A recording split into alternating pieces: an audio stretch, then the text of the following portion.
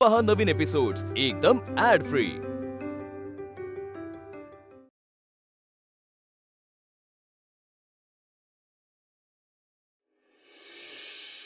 अक्षदा सर्वांना मिळालेत का? चला सुरुवात करूया आपण। थांबा,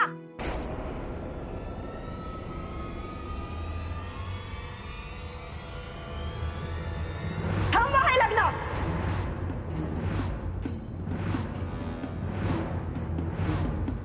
जानकी काय झालंय?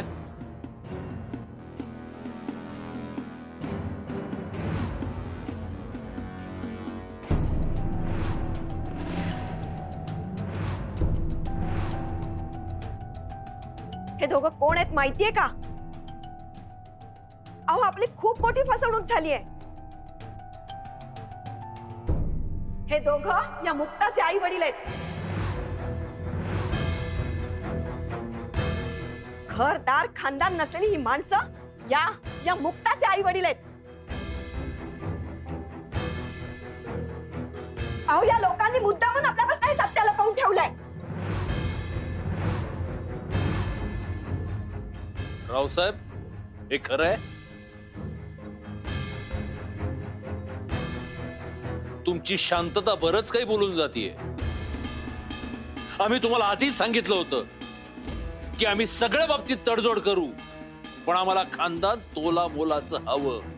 तुमचे विचार काय त्याच्याशी आम्हाला काही घेणं देणं नाही, पण आमच्या विचारांचा तुम्ही मान ठेवायला हवा होता।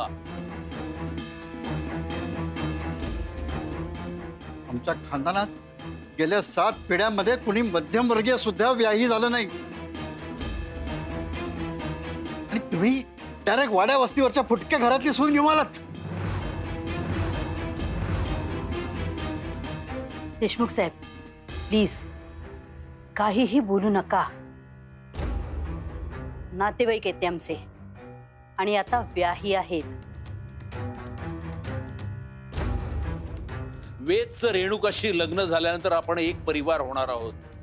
तुमच्या सुनेच्या नणंदीचं खानदान काय हे विचारल्यानंतर आम्ही काय सांगायचं? हेच की 4 पैशासाठी कधी पालखी समोर तर कधी मंदिरात संबळ वाजवणाऱ्यांचं खानदान आहे।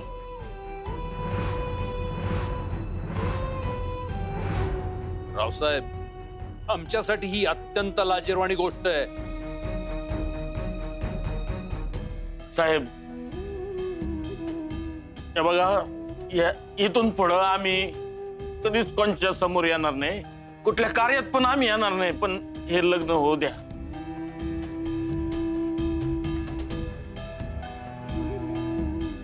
काय आमच्यामुळं तुम्ही काहीतरी वेगळा विचार करू नका। हे, मध्ये काहीच बोलायचं नाही, तुमचा काही संबंध नाहीये। फक्त तुमच्यामुळे नाही तर या मुक्तामुळे। ही संबळ वाजवणारी मुलगी या घरात कशी घुसली, इथे काय झालं, मला सगळं समजलंय।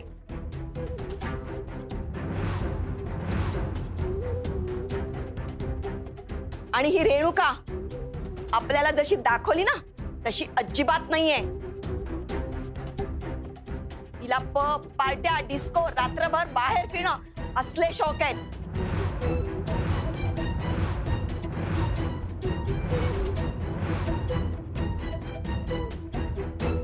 आई, तू गप्प बस, तू मध्ये बोलू नकोस वेद। हिला साधा स्वयंपाक सुद्धा बनवता येत नाही। आपल्याला सगळं खोटं सांगितलंय।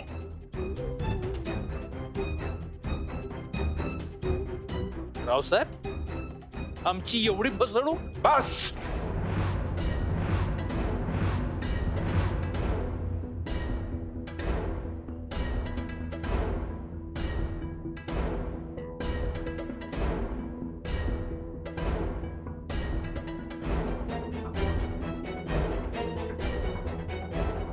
एक मिनिट, रात्रभर माझ्या मुलीबरोबर कोण फिरला? रावसाहेब, तुम्ही माझ्या मुलाशी असं बोलू शकत नाही। हे बघा, आतापर्यंत तुम्ही बोलत होतात, मी शांतपणे ऐकून घेतले। आता तुम्हाला ऐकून घ्यावं लागेल। फक्त 1 मिनिट थांबा। काय रे वेद, मुक्ताच्या आई वडिलांची खरी परिस्थिती तुझ्या आई वडिलांना सांग. हे मी तुला सांगितलं होतं की नाही? आता का वाचा बसली? का नाही सांगितलंस तू तुझ्या आई वडिलांना? रावसाहेब, तुमची जबाबदारी तुम्ही माझ्या मुलावर ढकलू नका. माझी जबाबदारी मला कळते, कोणी सांगायची गरज नाही. तुम्ही कुणाशी बोलताय कळताय का? तुम्ही कुणाच्या घरामध्ये उभं राहून बोलताय, तुम्हाला कळतंय का? माझ्या घरामध्ये उभं राहून माझ्या लेकी आणि सुनांचे दिंडवडे काढताय तुम्ही. हो बास, थांबा हे भांडण, अशा ना आणखी फाटत जाईल. मुक्ता,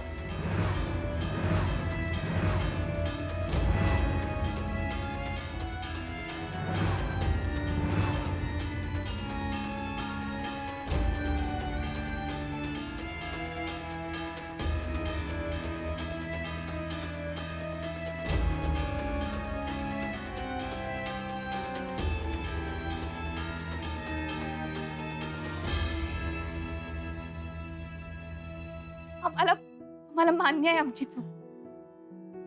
आम्ही तुमच्यापासून लपवून ठेवलं. पण रेणुकाताई आता बदलल्या आहेत. मोठी आई एवढ्या तळतळ करायच्या पण त्या कधीच बदलल्या नाही, पण त्या आता बदलल्या आहेत. वेदभाऊंच्या प्रेमामुळं, वेदभाऊंची लग्न करायचे म्हणून, त्यांच्या प्रेमानेच तर एवढा मोठा बदल घडवून आणला ना. त्या आधीसारख्या नाही राहिल्या. त्या आधीसारख्या त्या रात्री अपरात्री पार्टीला वगैरे नाही जात. ज्यांनी कधीच किचनचा रस्ता बघितला नाही, त्या एवढं चांगला स्वयंपाक बनवायला लागल्यात. त्या एक चांगल्या गृहिणी, चांगलं सून व्हायचा प्रयत्न करतात. कोणासाठी? भेदभावांसाठी आणि तुमच्या सगळ्यांसाठी.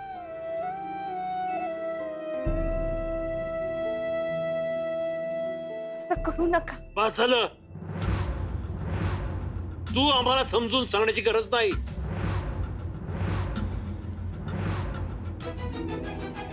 आम्हाला हेही कळलंय की तू हिला ट्रेन केलेस. हिच्यातला हा जो बदल आहे ना, हा तुझ्या शिकवणीमुळे आलाय.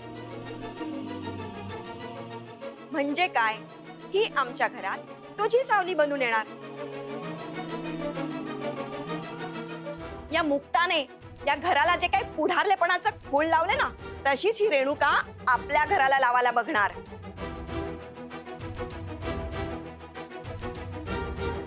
ज्या घरात मुक्तासारखी मुलगी नांदतीये त्या घरापासून 4 हात लांब राहिलेलंच बरं.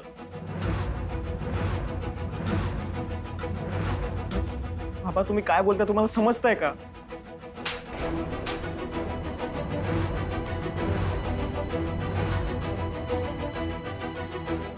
या सगळ्याला जबाबदार तू आहेस.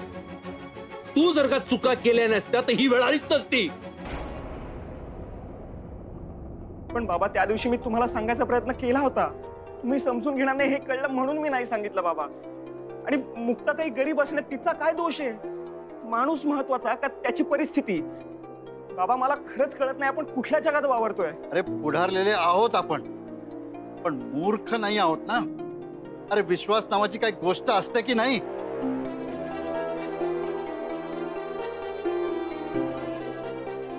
फार मोठा विश्वासघात केला यांनी आपला. रावसाहेब, का वागला तसं? मी सांगते, मी सांगते का वागले. आता बस ना, आता नाही सहन होते मला हे सगळं. मी सांगते तुम्हाला, मुक्ता जितकी आगाऊ आहे ना, तितकीच आमची रेणुकाई आगाऊ आहे. आणि ह्या आगाऊ रेणुकापासून यांना सुटका हवी होती, म्हणून हे असे वागले. थोडक्यात असं आहे की मुक्तामुळे रेणुकामध्ये निर्माण झालेले दोष त्यांना तुमच्या घरात लुटून द्यायचे होते.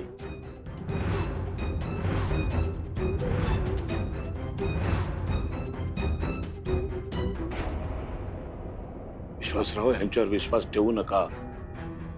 हे दोघं तुम्हाला भडकवण्याचा प्रयत्न करतायत. का? तुमची बहीण अशी का वागेल? कारण काय?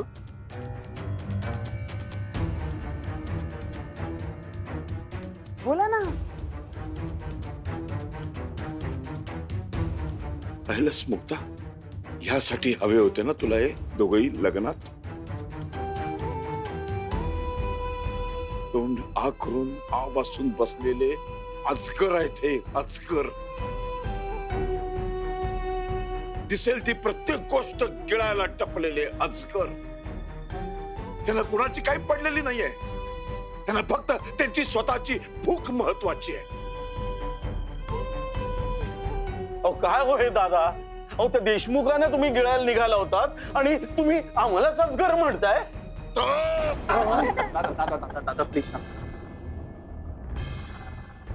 जितका त्रास तुम्हाला आता होतोय ना, त्याच्या कैक पटीने त्रास आम्हाला झालाय. आता इथे एक क्षणभरही आम्ही थांबणार नाही. चल रे. थांबा.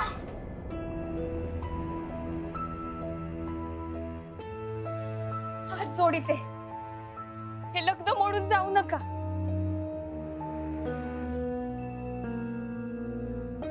मुक्ता, यांच्या समोर हात जोडण्याची गरज नाहीये. हे जे काय घडते ते जर वेदला पटत असेल तर यांना थांबवण्यामध्ये काही अर्थ नाही.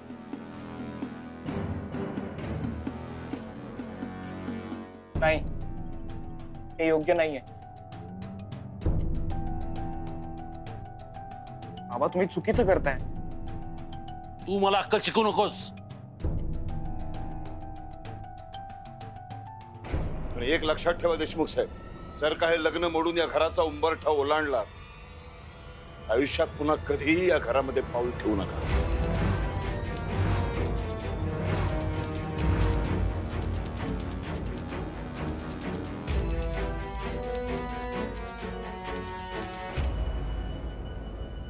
हे काय चाललंय रे?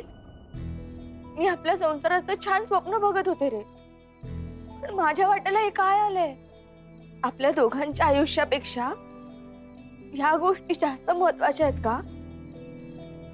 तुमच्यासाठी नसतील, पण आमच्यासाठी आहे.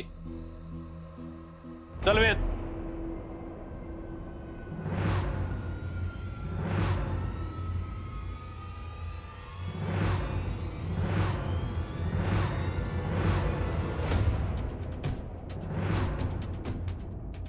नाही बाबा, जा तुम्ही. मी रेणुका शिवाय या घराबाहेर पडणार नाही.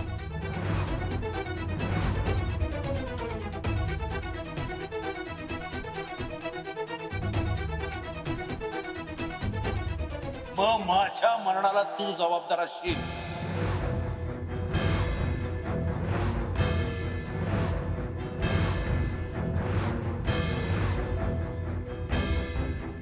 बाबा काय बोलताय तुम्ही?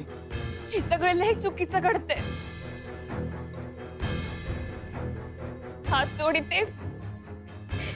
लग्न असं थांबवू नका. तू तर बोलूच नकोस. या सगळ्याला तू जबाबदार आहेस. तुझ्यामुळे हे सगळं घडते, लक्षात ठेव. काका, हो माझ्या बहिणीनं खूप स्वप्न बघितली. हे लग्न मोडू नका. तुम्ही असं जाऊ नका. तुम्हाला रिक्वेस्ट करतो.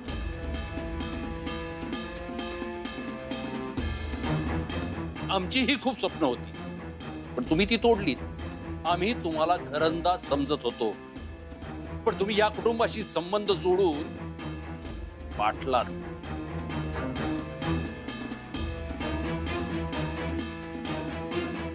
हो, तुम्ही असं का बोलताय? तू एक शब्दही बोलू नको. तुझ्यामुळे घडतंय सगळं. तुझी ओळख पुसता पुसत नाहीये. आम्ही तरी किती समजून घ्यायचं? रेणुका, रेणुका बास. माफ कर मला तुला. तिच्या डोळ्यासमोर तिचं लग्न मोडतंय.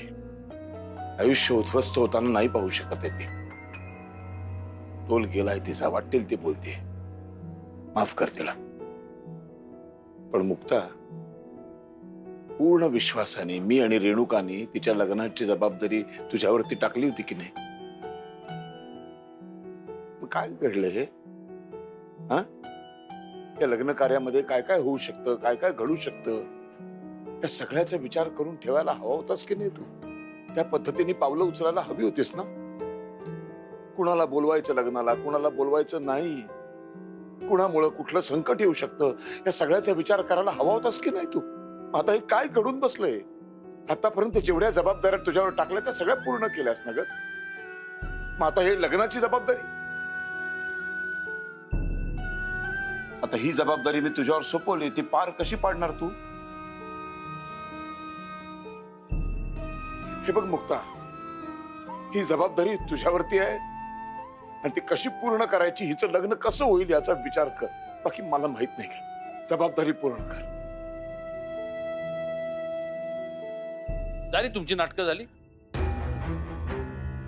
वेद, आत्ताच्या आत्ता इथून निघायचंय. चाल बाबा. अहो तुम्ही दार लावून घ्या.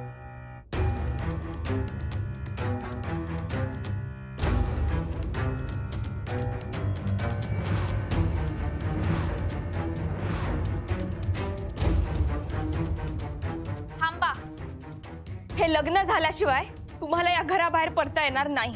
तू आम्हाला धमकी देतेस? दादांनी माहेरले विश्वासाने रेणुकाताईंच्या लग्नाची जबाबदारी टाकली. ती जबाबदारी मी पूर्ण करणार म्हणजे करणार.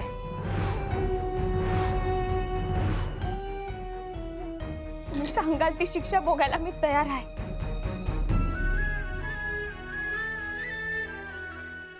असं करू नका. ठीक आहे, तुझे या घराबरोबर असलेले संबंध कायमस्वरूपी तोडून टाकायचे.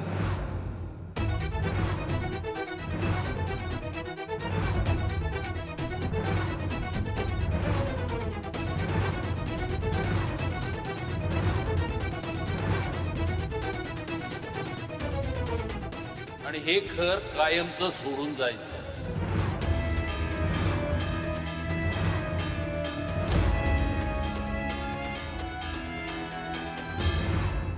मुक्ता, दादा काहीच बोलू नका. तुम्ही नेहमी म्हणता ना, मुक्ता कधीच काही चुकीचं करू शकत नाही. आज पण माझ्यावर विश्वास ठेव.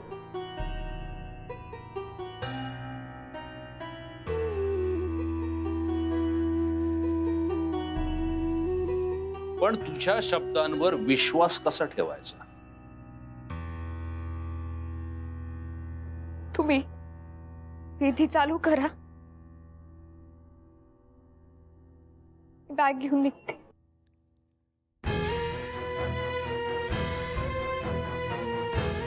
मुक्ता असं नको करू. ऐक, मोठी आई.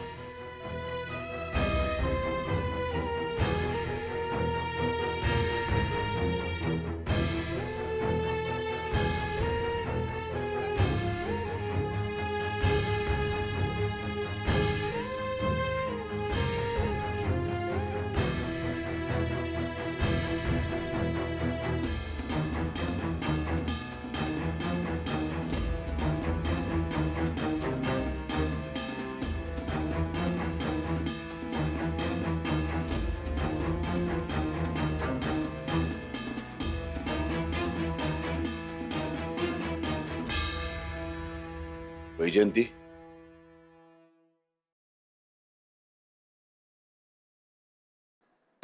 विधी उरकून घे.